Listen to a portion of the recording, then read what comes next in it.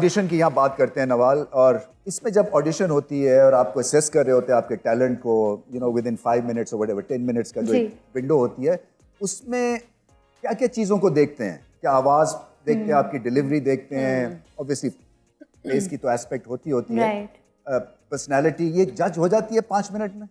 मुझे लगता है कि because they been working since quite some time, तो उनको पता है कि this is what the audience wants, या जो हमारे प्रोजेक्ट की रिक्वायरमेंट्स होती हैं, तो मुझे लगता है उसकी वजह से उनको आई थिंक वॉइस देखी थी, या फिर कुछ तो समझ आ गया होगा। मुझे लगता है मैंने बहुत बुरा ऑडिशन दिया था, पहला जो था मेरा। I think the commercial audition was good, जो एड्स के लिए मैं दिया था ड्रामा वाला, I don't think was good, पर मेरी luck was stayed with me. सबके इतने खराब ऑडिशन हो कि सब जो है सुपरस्टार बन जाए। मुझे लगता है मैं ऑनेस्टली से बता देती हूँ कि मेरा पहला ऑडिशन बुरा था, बहुत सारों का होता है, बताते लोग कम है।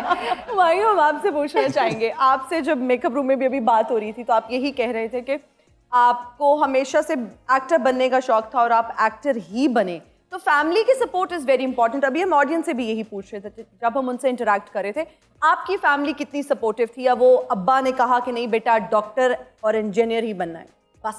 मैंने बहुत यंग एज में स्टार्ट किया।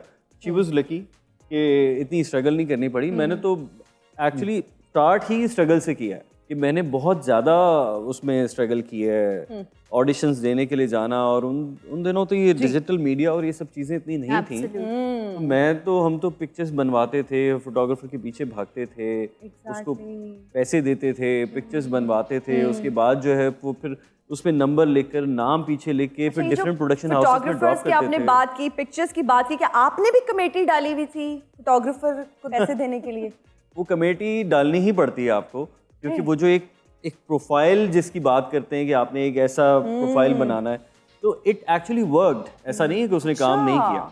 मोबाइल नंबर तो होता नहीं था, सबके अपने पर्सनल मोबाइल तो नहीं होते थे, तो पीटीसीएल नंबर होता था, और वो ड्रॉप करते थे। फिर घर पर कभी कॉल आ जाती थी। कहाँ करते थे? ये भी एक टेक्निकल, डिफरेंट प्रोडक्शन हाउसेस में। वैसे पर्सनल जी नहीं, मतलब किसी और को मतलब देने के लिए नंबर, तस्वीर, वो भी काम आती थी। नहीं, वो पर्ची में लिखते थे नंबर। एक जो मैसिव चेंज आई है ना, जब मेरी उम्र में, मैं जब यंग था तो पीटीवी के ड्रामे हम देखते थे, टू हेयर इतना जबरदस्त एक्टर्स का स्प्रेड है अब हर टियर ऑफ सोसाइटी से। पहले जो था ना, एक तरह से वो एक खास तबका जो इसको शौक था, उसके बाद जब ये बाहर निकला है ना, तो हमें पता चला है कि हमारी कंट्री में कितना टैलेंट है। कोई बचपन का ऐसा किस्सा, कोई शरारत जो अभी भी? बचपन में मैं शायद बहुत शरारती बचपन में नहीं था, तो वो जितनी शरारत मैं सप्रेस्ड रहा, और फिर जब बाद में मैं बड़ा हुआ तो सारी शरारतें मैंने बाद में की हैं। बड़े होके फिर सबसे बदले लिए? सबसे बदले लिया। वो जिसने सताया उसको आपने रुलाया? वो अब तक बदले ले रहा हूँ मैं।